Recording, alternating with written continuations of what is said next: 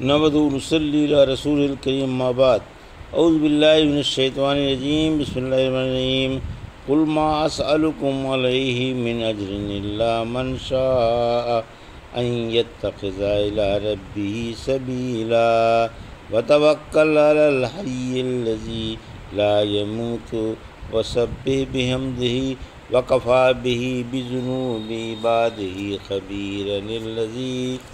خبیرا الذی خلق السماوات والارض وما بینہما فی ستۃ ایام ثم استوی علی العرش الرحمن فاسأل بہ خبیرا وإذا قیل لهم اسجدوا للرحمن قالوا وما الرحمن انسجد لما تأمرون وزادهم نفورا۔ آیت سجدہ ہے، سجدہ کر لیجئے۔ ابھی آپ نے سورہ فرقان کی آیت 57 سے 60 کی تلاوت سماعت فرمائی۔ ان آیتوں کا ترجمہ اور تفسیر اس طرح ہے: قل ما اسألکم علیہ من اجر الا من شاء ان یتخذ الی ربہ سبیلا، آیت 57۔ وتوکل علی الحی الذی لا یموت سبح بحمدہ وکفی بہ بذنوب عبادہ خبیرا، آیت 58۔ الذی خلق السماوات والارض وما بینہما فی ستۃ ایام ثم استوی علی العرش الرحمن فاسأل بہ خبیرا، آیت 59۔ وَإِذَا قِيلَ لَهُمُ اسْجُدُوا لِلرَّحْمَنِ قَالُوا وَمَا الرَّحْمَنُ أَنَسْجُدُ لِمَا تَأْمُرُونَ وَزَادَهُمْ نُفُورًا، آیت 60۔ ترجمہ: آپ فرما دیں کہ میں اس قرآن کے پہنچانے پر تم سے کچھ نہیں مانگتا مگر جو کوئی اپنے رب کی راہ پکڑنا چاہے۔ آپ اسی زندہ اللہ پر بھروسہ رکھیں جس کو کبھی فنا نہیں، اور آپ اس کی پاکی اور حمد بیان کرتے رہیں، اور وہ اپنے بندوں کے قصوروں سے کافی واقف ہے۔ جس نے آسمان و زمین اور ان کی درمیانی چیزیں 6 دن میں پیدا کیں، پھر وہ مستوی عرش ہوا، وہی مہربان اللہ ہے۔ کسی خبردار سے اس کے بارے میں پوچھ لو۔ اور جب ان سے کہا جاتا ہے کہ رحمان کو سجدہ کرو تو پوچھتے ہیں کہ رحمان کیا ہے؟ کیا ہم اسے سجدہ کریں جس کا آپ ہمیں حکم فرما رہے ہیں؟ یہ حکم ان کی نفرت ہی بڑھاتا ہے۔ یہ تھا ترجمہ سورہ فرقان کی آیت 57 سے 60 کا۔ تفسیر: آیت 57، یعنی میں تعلیم و تبلیغ پر تم سے کچھ اجرت نہیں مانگتا، میں تو صرف اللہ کی رضا کی خاطر تبلیغ کر رہا ہوں۔ سورہ تکویر کی آیت 28 میں فرمایا تم میں سے جو سیدھا ہونا چاہے قرآن کی روشنی میں سیدھا ہو جائے۔ پھر فرمایا کہ میں تم سے صرف یہ چاہتا ہوں کہ تم میں سے جو چاہے وہ اپنے رب کی راہ اختیار کر لے، اور میں جو کچھ لے کر آیا ہوں اس کی روشنی میں اس راہ پر چل پڑے تاکہ اس کی اخروی نجات کی راہ نکل آئے اور وہ اللہ کے دائمی عذابوں سے قیامت کے دن بچ جائے۔ آیت 58۔ توکل کا حکم، یعنی اپنی تمام باتوں میں اور تمام کاموں میں اس اللہ پر بھروسہ رکھیں جو دائمی زندہ ہے، جس پر کبھی فنا نہ آئی اور نہ آئے گی۔ سورہ حدید کی آیت 3 میں فرمایا جو اول بھی ہے اور آخر بھی، ظاہر بھی ہے اور باطن بھی، اور ہر چیز کو خوب جانتا ہے، وہ ہمیشہ سے ہے، ہمیشہ رہے گا، باقی ہے، دائمی ہے، سرمدی ہے، ازلی اور ابدی ہے، زندہ ہے، کائنات کا منتظم ہے، ہر چیز کا رب اور شہنشاہ ہے۔ اسی کو اپنا مادہ اور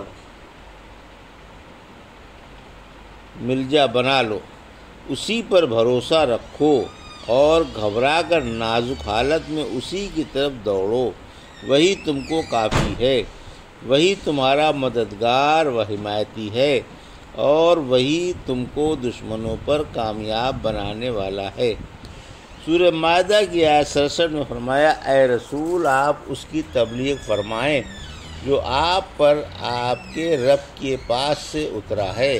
اگر آپ ایسا نہ کریں گے تو حق رسالت ادا نہ کریں گے، اللہ آپ کو لوگوں سے بچا لے گا۔ پھر فرمایا کہ اس کی پاکی اور حمد بیان کرتے رہو، یعنی حمد و تسبیح دونوں ملا کر پڑھو۔ اسی وجہ سے رحمت عالم صلی اللہ علیہ وسلم سبحانک ہما ربنا و بحمدک پڑھا کرتے تھے، یعنی خالص اللہ ہی کی عبادت کرو اور خالص اسی پر بھروسہ رکھو۔ سورہ مزمل کی آیت 9 میں فرمایا، وہ مشرق و مغرب کا رب ہے، اس کے سوا کوئی حقدار عبادت نہیں، آپ اسی کو کارساز بنائیں۔ سورہ مریم کی آیت 16 میں فرمایا، اسی کی عبادت کرو اور اسی پر بھروسہ رکھو۔ سورہ ملک کی آیت 29 میں فرمایا، وہی مہربان اللہ ہے، ہمارا اسی پر ایمان و بھروسہ ہے۔ پھر فرمایا، اللہ اپنے بندوں کے گناہوں سے کافی خبردار ہے، یعنی اس کے ہمگیر علم میں ہر چیز موجود ہے، اس سے کوئی چیز چھپی ہوئی نہیں، ایک ذرہ بھی اس سے اوجھل نہیں۔ آیت 59، اللہ حی و قیوم ہے، یعنی اللہ بزرگ و برتر، زندہ ہے، فنا ہونے والا نہیں، وہ ہر چیز کا خالق ہے، رب ہے اور بادشاہ ہے۔ اسی نے اپنی قدرت اور اپنے غلبے اور اقتدار سے کس قدر اونچے اور وسیع 7 آسمان بنائے اور کمال پست و کشیف 7 زمینیں پیدا فرما دیں۔ 6 دن میں سب کچھ کرا کر عرش بری پر مستوی ہوا۔ وہی کاموں کی تدبیر فرماتا ہے، وہی حق و انصاف سے فیصلہ فرماتا ہے اور وہی بہترین فیصلہ کرنے والا ہے۔ علماء سے اللہ کے بارے میں پوچھو، پھر فرمایا کہ مہربان اللہ کے بارے میں ان لوگوں سے معلومات حاصل کرو جو اس کی باتوں سے خبردار ہیں اور عالم ہیں، انہی کی پیروی کرو اور انہی کی اقتداء کرتے رہو۔ بلا خوف تردید یہ بات پایہ ثبوت کو پہنچ چکی ہے کہ محمد رسول اللہ صلی اللہ علیہ وسلم سے کوئی زیادہ اللہ کی باتوں سے خبردار اور عالم نہیں۔ آپ اس کے بندے اور اس کے رسول ہیں، دنیا اور آخرت میں اولاد آدم میں سب کے سردار ہیں۔ آپ اپنی طرف سے کچھ نہیں کہتے، جو وحی آتی ہے اسی کو بیان فرماتے ہیں۔ آپ کے تمام اقوال برحق ہیں اور آپ کی بتائی ہوئی تمام خبریں سچی ہیں۔ آپ ہی وہ امام محکم ہیں جن کے پاس جھگڑوں کا لے جانا واجب ہے۔ جو بات آپ کے اقوال و افعال کے موافق ہو اسے مان لینا ضروری ہے اور وہی صحیح ہے، اور جو خلاف ہو اس کا چھوڑ دینا واجب ہے، خواہ وہ کسی بڑے سے بڑے کی بات ہی کیوں نہ ہو۔ حق تعالیٰ نے فرمایا سورہ نساء کی آیت 59 پر، پھر اگر تم کسی بات میں جھگڑو تو اسے اللہ اور اس کے رسول کی طرف لوٹا دو، اگر تمہارا اللہ پر اور آخرت پر ایمان ہے، یہی بات تمہارے حق میں بہتر ہے اور اچھے انجام والی ہے۔ سورہ شورى کی آیت 10 میں فرمایا، تم جس چیز میں بھی اختلاف کرو اس کا فیصلہ اللہ ہی کی طرف ہے۔ سورہ انعام کی آیت 115 میں فرمایا، اور آپ کے رب کی بات صدق و عدالت میں مکمل ہے، یعنی اس کی خبریں سچی ہیں اور اس کے مقرر کیے ہوئے احکام عدالت والے ہیں۔ جس چیز کی میں نے تم کو خبر دی ہے وہ اسی طرح ہے جس طرح میں نے اس کی خبر دی ہے، یا یہ قرآن تمام باتوں کی خبر دیتا ہے، تم اللہ کے بارے میں اس سے معلومات فراہم کرو۔ آیت 60، مشرکوں کی مذمت ہے جو غیر اللہ کو سجدہ کرتے ہیں، جو یہ کہتے ہیں کہ رحمان کیا ہے، ہم رحمان کو پہچانتے نہیں ہیں۔ یہ اللہ کے اسم اعظم رحمان سے بدعتتے تھے، اور اسے تسلیم نہیں کرتے تھے، جیسا کہ صلح حدیبیہ کے موقع پر تحریر کے وقت معاملہ پیش آیا تھا، جب رحمت عالم صلی اللہ علیہ وسلم نے علی رضی اللہ تعالیٰ سے بسم اللہ لکھنے کو فرمایا تو مشرکوں نے کہا، ہم رحمان اور رحیم کو نہیں جانتے، جیسے تم پہلے لکھا کرتے تھے اسی طرح لکھو، یعنی بِاسْمِکَ اللہم۔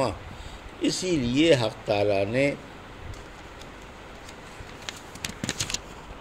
سورہ اسرا کی آیت 110 میں فرمایا، یعنی اللہ اللہ بھی ہے اور رحمان بھی، اتاری اس آیت میں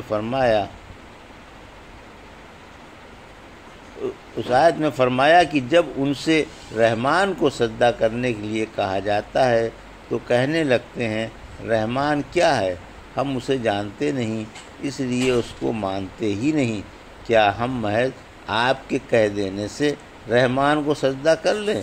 اس بات سے ان کی بیزاری اور نفرت میں اضافہ ہی ہوا۔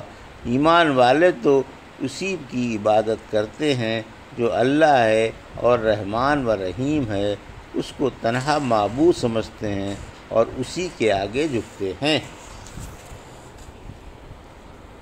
یہ تھا سورہ فرقان کی آیت 57 سے 60 کا ترجمہ اور تفسیر جو ابھی آپ نے سماعت فرمائی۔ بارک اللہ لی و لکم فی القرآن الحکیم و نفعنی وایاکم بآیات الذکر الحکیم۔